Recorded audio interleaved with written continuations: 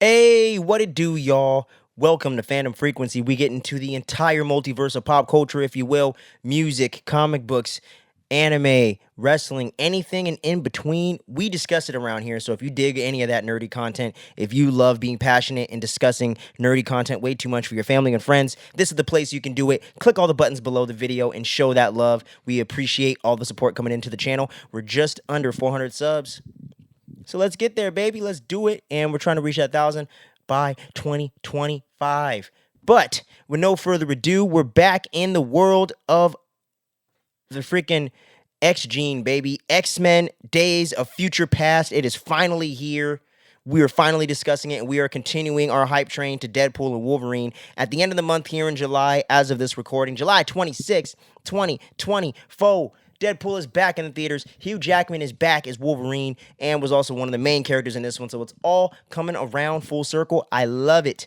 But you can't discuss this movie without getting into some of the backstory and getting into my first time seeing it. So that's where we're going to start, man. So setting the table for some of you younger kids, some of you younger peeps that maybe aren't quite around the age that I am and weren't there for the beginning of the X-Men franchise. I was there for the premiere of X2. I saw X-Men, the first one in 2000 on VHS. My pops bought it and thought I would love it because I love the X-Men animated series from the 90s. Used to watch it all the time in like 98, 99, 2000, 2001, whatever. So when that came out, he decided to show it to me and it blew my mind and made me into the X-Men fan I am today. So that's just setting the table for y'all on that. You know what I'm saying? I've read various comics over the years throughout my 20s and or throughout my teens, 20s, and now as I'm getting into my 30s, I'm going to continue reading X-Men. I'm trying to collect the entire Chris Claremont run.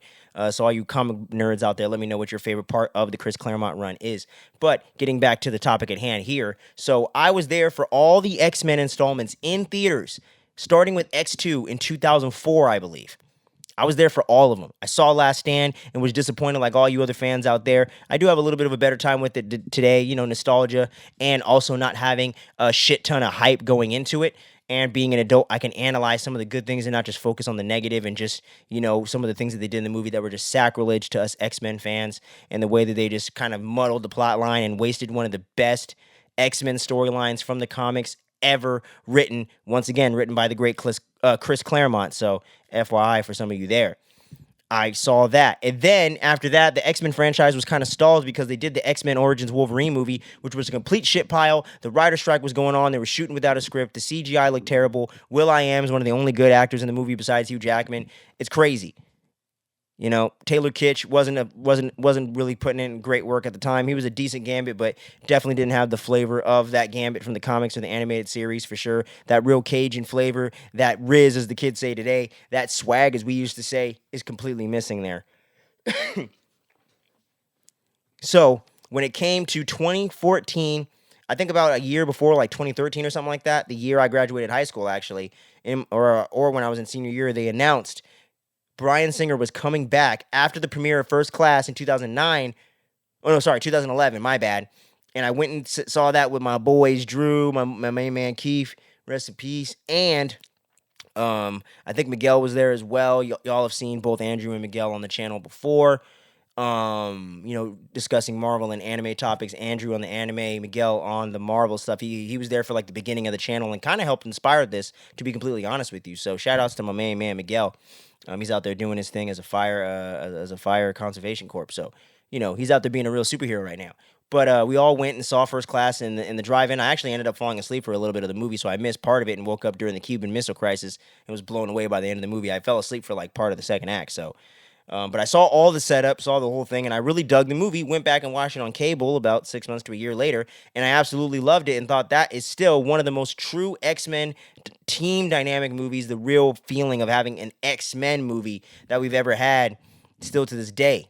So we had a lot of hype. We had a good amount of hype going into Days of Future Past because they announced that they were bringing back the original cast: Hugh Jackman, you know, Patrick Stewart, Ian McKellen, Halle Berry, you know, the whole 9 yards, and we were so hyped on it. I had not read the comic book storyline, but I did some research on YouTube at the time to get a little bit of an idea of what it's about. Figured out it was time travel and saw kind of the elements of that. Kitty Pryde, played by, or her name was Ellen Page, but now it's what's their name? It's not Ethan Page. That's a wrestler. I don't remember what their name is now, but they've transitioned into being a male now. So I don't know what the hell his name is or whatever. However you say it there, he, she, I don't know. But at the time, they were a female. They were Ellen Page, and they were playing Kitty Pryde, and I thought she did a great job with that in X-Men uh, The Last Stand in '07. So when she came back to reprise the role in Days of Future Past, that was definitely a pleasant surprise as well. And we went to the drive-in. My man Keith was there, my boy Mondo, and I think it was my man Anthony Espinoza as well. They were all there. We all went to the drive-in once again, back when we used to have it out here in Pomona, California. That's gone now. Rest in peace, Mission Tiki.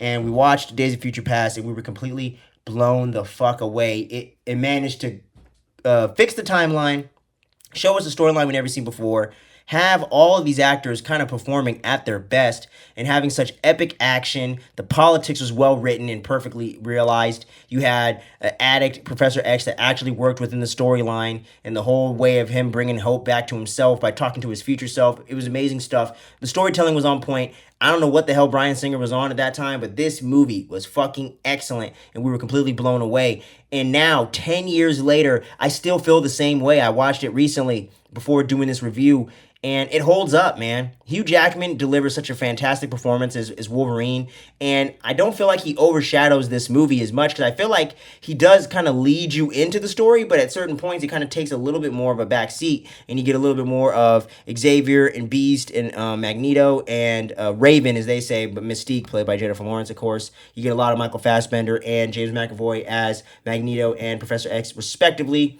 And the whole dynamic of them being at odds with each other and trying to come back together to work together to stop Bolivar Trask from creating these Sentinels that are going to end up being the catalyst for the extinction of mutants way in the future, probably past the point of the year we're in, or around the time of the actual year we're living in right now. So that's kind of crazy. And they had another character. I can't remember that chick's name, but they had some really cool character cameos in there as well. You got a little bit of the Colossus from the X-Men 2000 X-Men films.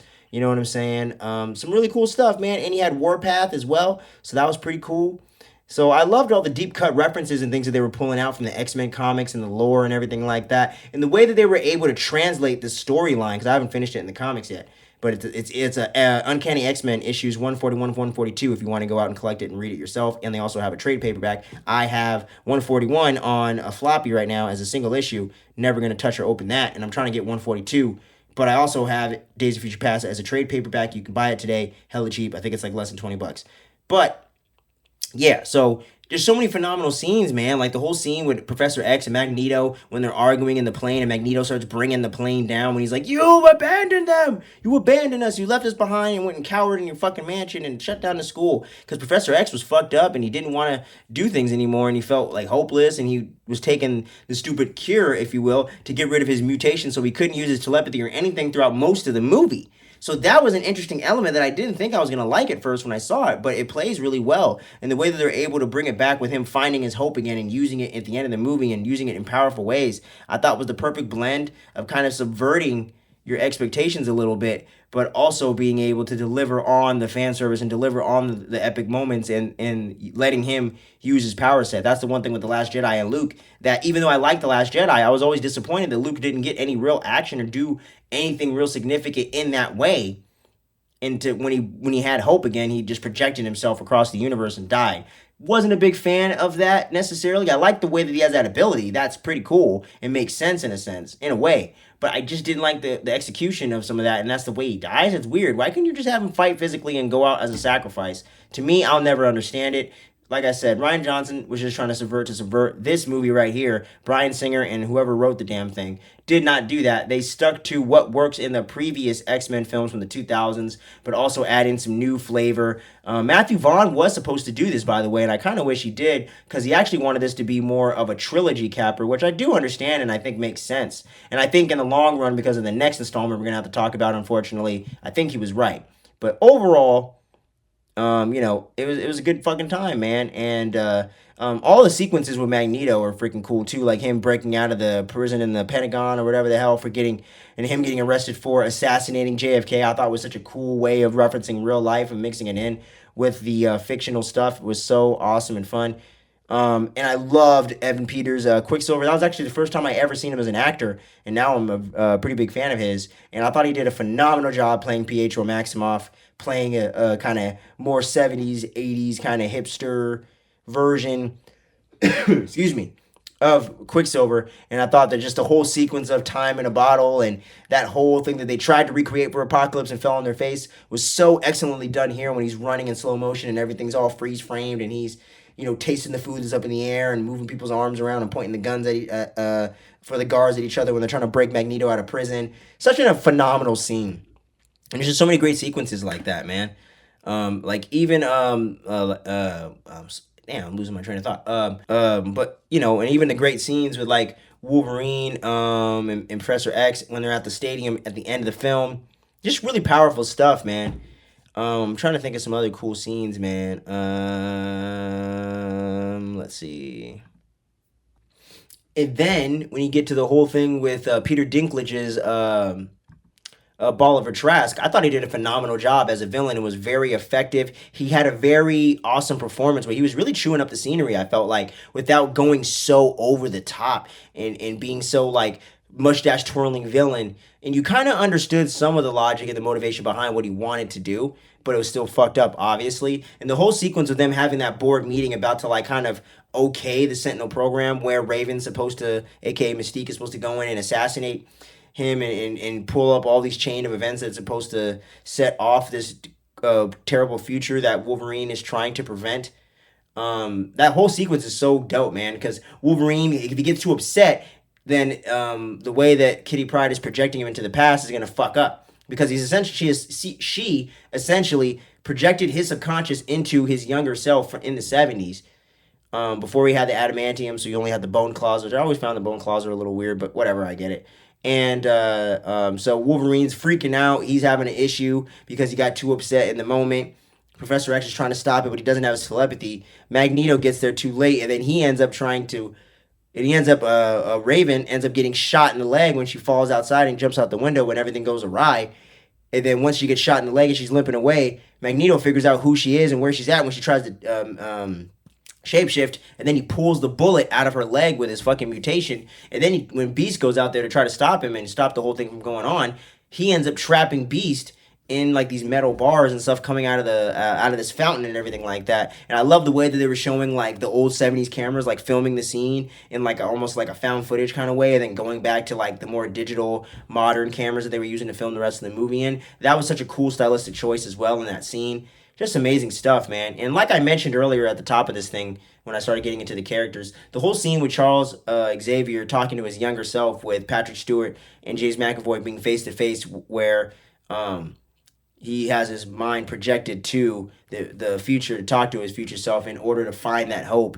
And he's all, we need you to hope again. It's just such a beautifully acted and written scene. Patrick Stewart always kills it as the character of Professor Xavier, Charles Xavier. Always killed it ever since 2000. And he killed it all the way at the end of his thing in Logan. Popped up in Doctor Strange for a bit, but the less we talk about all that weird stuff, the better, because I don't want to get too much MCU in this, because this is about the Fox X-Men universe. So you better calm down on that keyboard over there, Warrior. Keyboard Warrior, better calm down. We're not talking about the MCU right now, so don't get upset. We're talking about Fox. So, yeah, man, like, it's just so many phenomenal scenes like that. And like I mentioned at the end, the third act of the movie, when Reagan's there, they're about to unveil the Sentinels at this big event, and then Magneto literally raises the fucking stadium, puts metal into the damn things, and finds the train where they're transporting them to this location beforehand, the night before. And then he has the ability to control them with his magnetism in order to target all the politicians and the president himself at this event. And then Charles and them barely get in there in just enough of the nick of time to stop him. But then he ends up fucking putting all these metal rods through Wolverine, tearing through his skin, and then sends him flying into the ocean, which is another big reference to the Fatal Attractions storyline in the mid to early 90s Uncanny X-Men run. So if you're interested in that, they got some cool holographic covers. Pretty cool little storyline. I haven't finished it yet because I'm still trying to collect them all. So anyways, back to the thing here. And yeah, man, there's just so many phenomenal scenes, and the whole thing of when the future is fixed and Wolverine wakes up and sees Jean again for the first time, and Beast, and goes around the school and sees the kids back and everything's back to normal. Such an awesome feeling, and the way that Professor X actually still remembers the whole events, and he's like, oh yeah, I need to fill you in on what you missed, bro, because we fixed the timeline, and let me let you know what's going down, because they've been dead since X2. So I love the way that kind of, or X-Men 3, sorry. So I like the way that they're able to retcon that and kind of bring back Scott Summers and Jean Grey and really bring those characters back and give them some cool moments with Logan and everything like that. So this is a phenomenal movie. It's always going to be one of my favorite Marvel movies of all time. Always going to be in my top 3 to 5 X-Men films of all time. This movie is fucking awesome. But I want to hear from all of you in the comments. What are your favorite scenes? Did you see this in theaters 10 years ago when it came out? Do you love this as much as I do, or do you think this is in the bottom of the barrel? Let me know. And we're going to have the X-Men Apocalypse review coming at y'all within a couple days by the time you're seeing this one. And then we're going to be having Dark Phoenix coming at y'all this weekend. We're going to cover the rest of that quadrilogy. And then we're going to jump into the Wolverine movies. And then we're going to jump into the Deadpool movies, leading right into Deadpool and Wolverine. So you're going to be all Deadpool and Wolverined out and caught up on what's going on. And we'll be able to kind of go through these references together when Deadpool and Wolverine drops and see all the different things and all the different characters and elements that they're sprinkling in for Easter eggs, cameos, and all that stuff for Deadpool and Wolverine. Thank you for staying to the end of the video. If you are, make sure you're clicking all the buttons below the video and everything like that. Once again, the X-Men review series is far from done, so make sure you stick with us to the very end of this hype train. Go see Deadpool and Wolverine. We're going to have a whole spoiler discussion for that. And then we're going to rank the entire X-Men franchise. We're not going to be doing New Mutants as a singular review, but I might try to go ahead and watch it so I can get it in the tier ranking, just because there's limited time with Game of Thrones, with House of the Dragon going on. Cobra Kai Season 6 is about to return. You got a few different movies coming out this month, and you got The Boys that's going to be wrapping up. Acolyte's going to be wrapping up, so I got to cover that stuff. So we got a lot of content coming at y'all, fast, quick, and furious. Too fast, too furious, you know what I mean? So make sure you stay tuned. You don't sleep on any of this dopeness we got going on the channel. I appreciate each and every one of you, and until then, peace.